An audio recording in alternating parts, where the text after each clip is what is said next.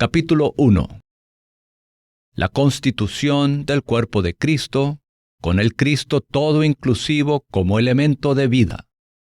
El tema general de este libro es la constitución y la edificación del cuerpo de Cristo. Mi carga puede ser expresada en las siguientes 4 frases. 1.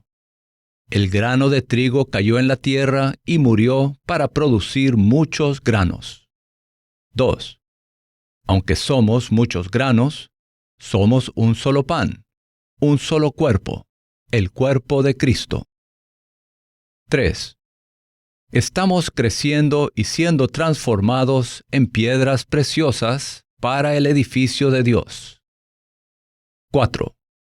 La Nueva Jerusalén será el edificio final de Dios, edificado con piedras preciosas para la expresión eterna de Dios. La constitución del cuerpo de Cristo y la transformación en vida para la edificación. Hemos seleccionado de manera especial algunas palabras para su uso en este libro.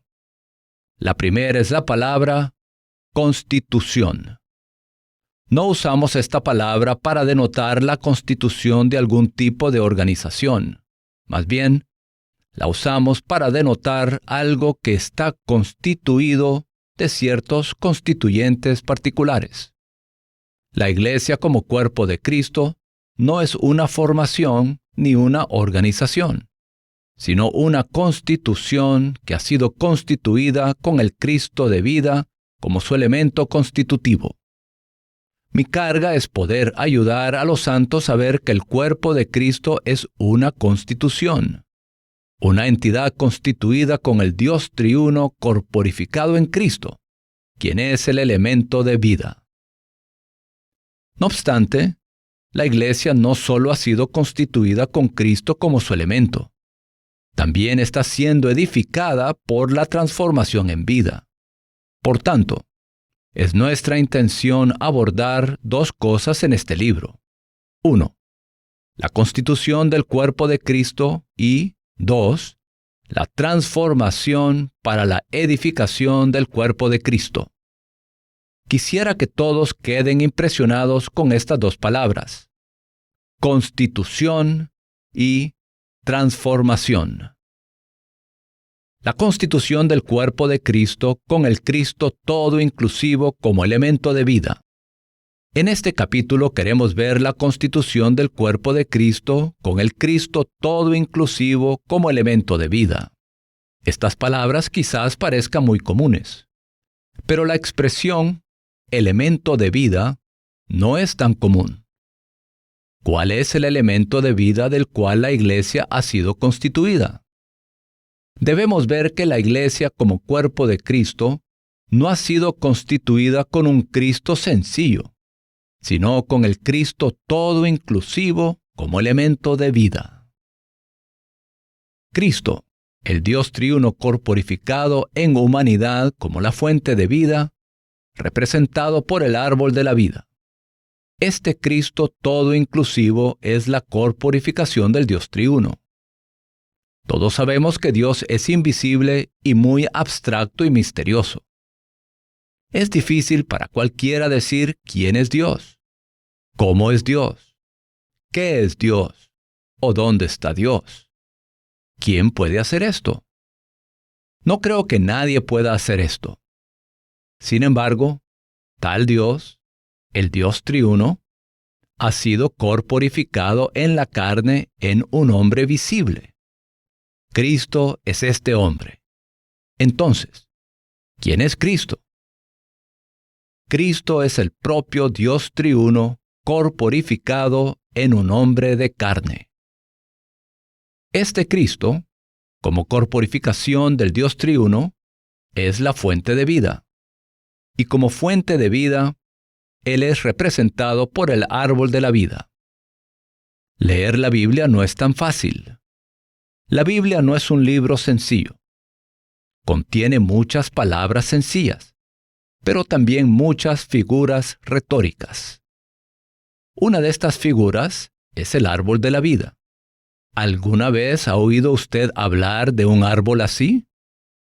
Hemos oído hablar de durazneros, manzanos y cientos de otros árboles. Pero es posible que nunca hayamos oído hablar de un árbol de vida. Sin embargo, en la Biblia existe algo llamado el árbol de vida, el árbol de la vida. ¿Había usted notado que en el Evangelio de Juan, el Señor Jesús nos dijo que Él es un árbol? Sin embargo, Él no es un pino que crece muy alto hacia el cielo, tan alto que nadie puede tocarlo. Él es una vid que no crece hacia arriba, sino que se extiende horizontalmente. En cierto sentido, Él es grande y vasto, pero a la vez Él es muy bajo.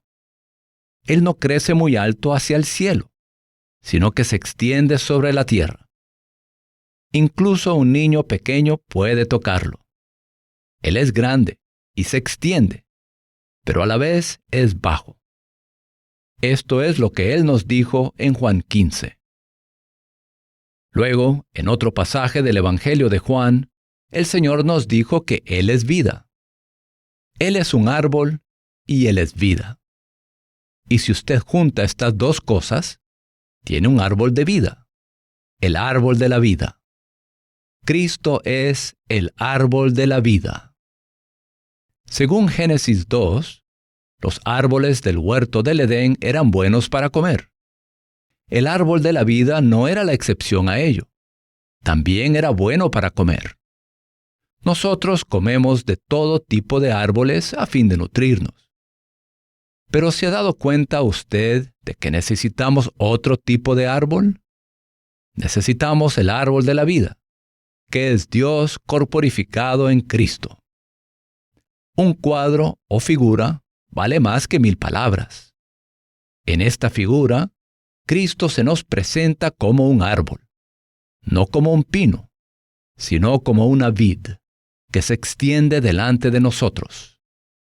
Esto indica que deberíamos comerlo a Él. La primera figura crucial en la Biblia es el árbol de la vida, que representa a Dios mismo como vida. Podemos llamarlo el árbol de la vida, y también podemos llamarlo el árbol de Dios.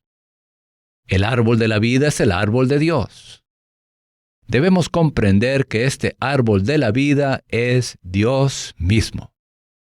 Aparte de este árbol, nunca sabríamos que nuestro Dios es el árbol de la vida, el árbol de Dios. Viene. ¿Cuál es la segunda figura crucial en la Biblia? Quizás usted diría que es el tabernáculo, o quizás el templo. Pero según la perspectiva crucial, la primera figura que vemos en la Biblia es el árbol de la vida, y la segunda está relacionada con la venida de Cristo. Tenemos a tal Cristo que es la corporificación del Dios triuno como fuente de vida, representada por el árbol de la vida. Sin embargo, lo que sigue al árbol de la vida es la venida de Cristo. Probablemente usted diría, pero la venida de Cristo se registra en el primer capítulo del Nuevo Testamento, en Mateo 1, y el árbol de la vida, el árbol de Dios, se encuentra en Génesis 2. ¿Qué de los 39 libros hallados en medio? En realidad, los 39 libros del Antiguo Testamento nos hablan solo de una persona, Cristo. Es por eso que el Señor Jesús les dijo a sus discípulos que en la ley de Moisés y en los profetas y en los salmos se hablaba respecto a Él. Estas son las 3 partes del Antiguo Testamento. Cada una de las 3 secciones habla respecto a Cristo. Por tanto, después de que la Biblia nos dice quién es Cristo, al mostrarnos el árbol de la vida, tiene 39 libros para presentarnos a Cristo. Cristo es el tema del Antiguo Testamento. Génesis 1 trata sobre Cristo. Génesis 2 trata sobre Cristo. Malaquías 4 también trata sobre Cristo. Luego, después de esta presentación de Cristo, Cristo viene en Mateo 1. ¡Aleluya! Cristo está aquí.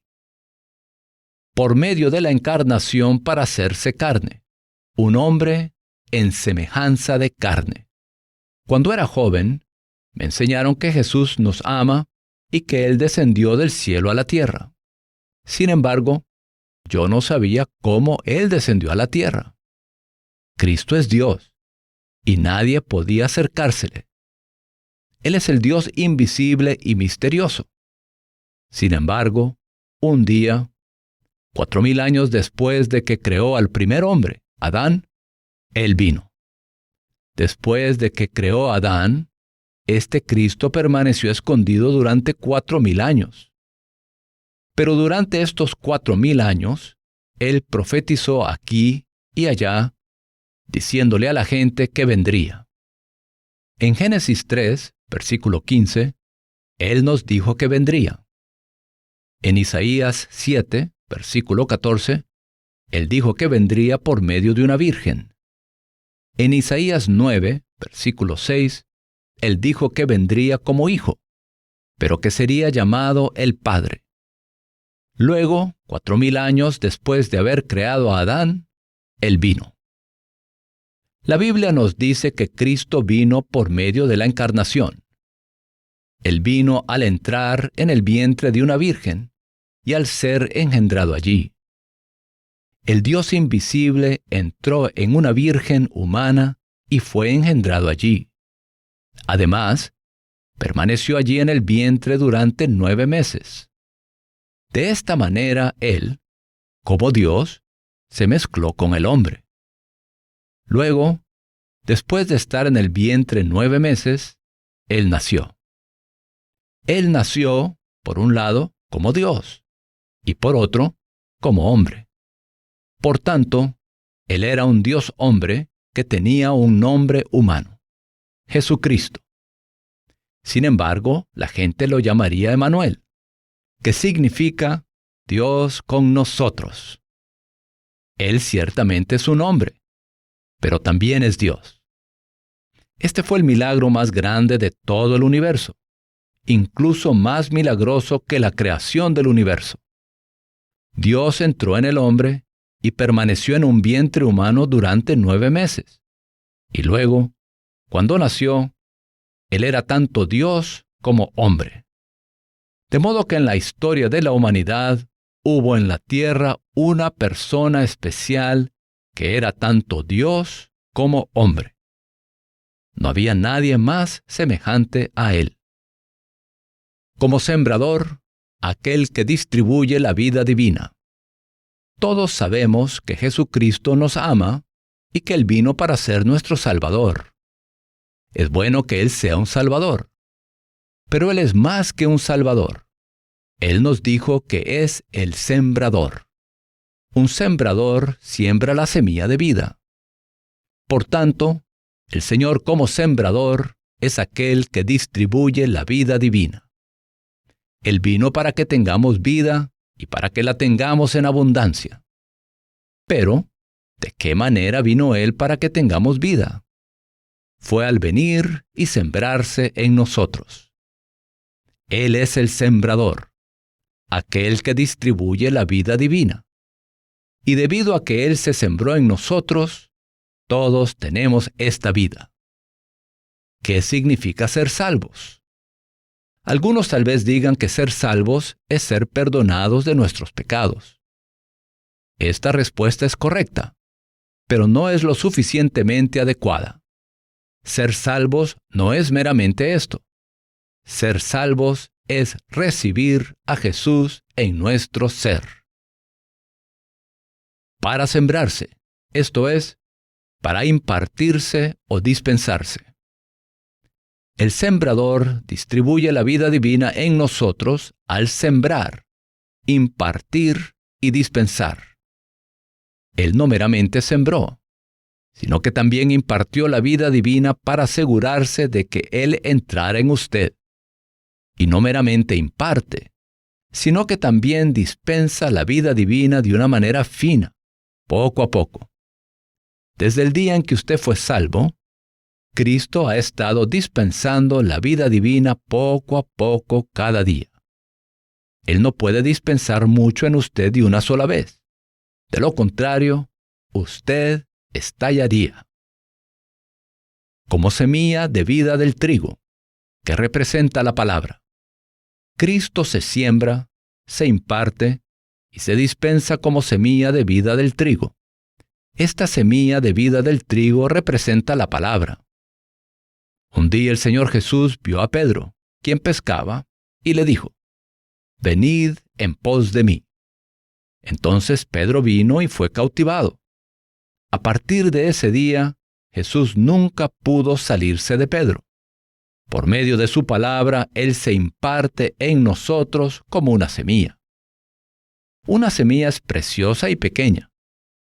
Pero después de que ha estado sembrada en la tierra durante 2 o 3 meses, brota algo. Esto es la semilla que está creciendo. Sucede lo mismo con Cristo. Él primero vino. Luego se sembró en nosotros. Él se sembró como semilla de vida en nosotros. Entra en el corazón humano la tierra cultivable. Cristo es la semilla, y Él se sembró en nuestro corazón. El corazón humano es la tierra cultivable. En la agricultura, la semilla es plantada en la tierra y se mezcla con el elemento de la tierra. La semilla crece junto con la tierra. Esto produce la planta. Esto es muy significativo. Cristo se sembró en nosotros, y tanto Él como nosotros crecemos juntos. Él como semilla de vida tiene cierto tipo de elemento, y nosotros como tierra cultivable también tenemos cierto tipo de elemento. Y estos dos se mezclan y crecen juntos para ser una sola planta. Este es el cuerpo de Cristo, constituido de la vida divina mezclada con la humanidad. Hoy se habla mucho de lo que es el cuerpo de Cristo, pero en su mayor parte todo ello es palabrería doctrinal. El verdadero cuerpo, el cuerpo de Cristo en realidad, es una planta que crece brotando de Cristo como semilla de vida, sembrada en el corazón humano, la tierra cultivable. Para cultivar a Cristo en la buena tierra del corazón humano, con miras a que Él se multiplique para hacer la constitución de la iglesia, a fin de cumplir la economía eterna de Dios. Cristo se sembró en nuestro corazón, la tierra cultivable, para que Cristo sea cultivado. Cuando era joven, me enseñaron que debía aprender las doctrinas y enseñanzas de la Biblia, pero nadie me dijo nunca que yo debía cultivar a Cristo. Quisiera impresionarlos a todos ustedes con esto y animarlos a recordar una sola cosa. Ahora que Cristo está en ustedes, deben cultivar a Cristo. ¿Qué hacen todos los días? Cultivar a Cristo debe ser su labor principal. Cristo crece en la buena tierra. ¿Qué es la buena tierra? La buena tierra es un buen corazón que es puro, sencillo para con Dios y también absolutamente entregado a Él. Es en este buen corazón como buena tierra que Cristo crece. Si por un lado usted ama a Cristo y por otro ama muchas cosas aparte de Él, su corazón no es sencillo, puro ni absoluto. Un corazón así no es un buen corazón. Y un corazón así no puede cultivar a Cristo. Quizás usted tenga piedras en su corazón, o espinos y cardos. Todas estas cosas compiten con Cristo. Están en rivalidad con Cristo. Un corazón así no puede cultivar a Cristo. Todos nosotros necesitamos purificar nuestro corazón, simplificar nuestro corazón y tomar medidas con respecto a nuestro corazón a fin de que éste sea absoluto para con Él. Entonces nuestro corazón será la buena tierra para cultivar a Cristo. Este crecimiento de Cristo tiene por finalidad la multiplicación de Cristo. El Señor Jesús nos dijo que Él era el único grano de trigo. Si Él no hubiese caído en la tierra para morir, habría permanecido como un solo grano. Sin embargo, Él cayó en la tierra y murió, y produjo muchos granos. Estos muchos granos son su multiplicación. Hace 2000 años solo había un Jesús en Palestina. Pero hoy en esta tierra hay millones de Jesús. Jesús ha sido multiplicado. Su multiplicación tiene por finalidad la constitución de la Iglesia para que se cumpla la economía eterna de Dios. Dios tiene un gran proyecto llamado su economía eterna. Su economía eterna simplemente consiste en sembrar a Cristo en muchos seres humanos por medio de usted y de mí. Así que, hoy todos tenemos que ser sembradores. Por medio de nosotros, más granos brotarán. Esta es la multiplicación para la constitución del cuerpo de Cristo, el cual es la Iglesia. Cristo y los creyentes llegan a ser uno a fin de producir el elemento orgánico para la constitución de la Iglesia.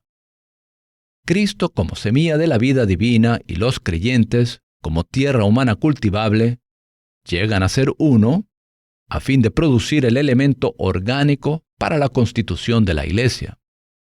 La Iglesia no es meramente un grupo de cristianos que se juntan para formar una organización. No es una entidad religiosa dentro de la sociedad. La Iglesia es Cristo que vive en usted, que vive en mí y que vive en millones de otros cristianos. Este cuerpo viviente, esta entidad viviente, es el cuerpo de Cristo, que es la Iglesia. Por tanto, la Iglesia es una constitución que tiene a Cristo como su elemento constitutivo.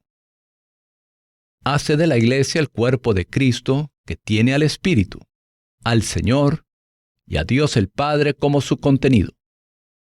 Cristo, al sembrarse en los creyentes, hace de la Iglesia el cuerpo de Cristo, cuyo contenido es el Dios triuno. El Espíritu como esencia del cuerpo, el Señor como elemento del cuerpo y Dios el Padre como fuente del cuerpo. Cristo hoy, como semilla de la vida divina, es el Espíritu, el Señor y también Dios el Padre. La Trinidad divina hoy está dentro de nosotros como nuestro contenido. Mi carga es mostrarles que la Iglesia no es nada externo. La Iglesia definitivamente no es un edificio. Pero la Iglesia tampoco es meramente un grupo de cristianos que se reúnen. De hecho, la realidad de la Iglesia es Cristo que vive en nosotros como el Espíritu, como el Señor y como Dios el Padre.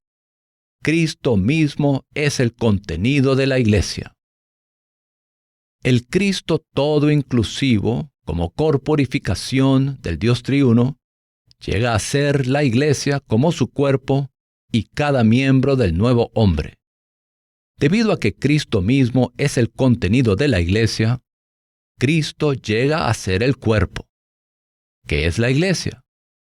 La Iglesia es Cristo multiplicado, agrandado. Por tanto, Cristo mismo es la Iglesia. Además, la Iglesia como cuerpo de Cristo es el nuevo hombre. Y Cristo es cada miembro del nuevo hombre. Cristo es el cuerpo. Y Cristo es cada miembro del nuevo hombre. Para ser el organismo del Dios triuno procesado y consumado como su plenitud, su expresión corporativa.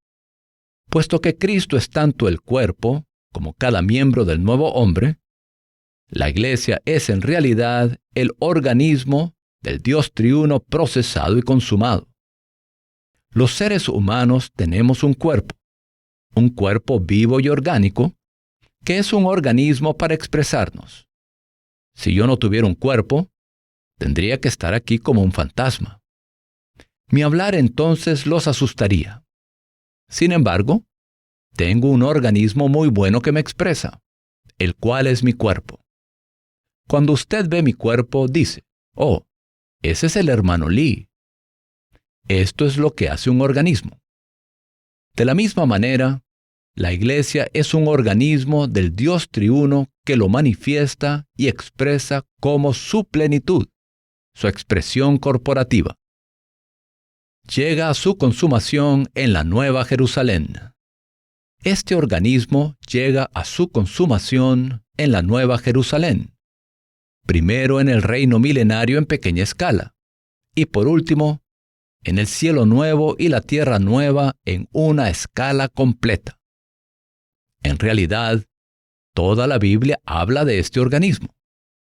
La revelación divina de la Biblia comienza con Dios y llega a su consumación en la Nueva Jerusalén. El primer ítem en la Biblia es Dios, y el último ítem es la Nueva Jerusalén. En medio de estos dos ítems está Cristo y la Iglesia.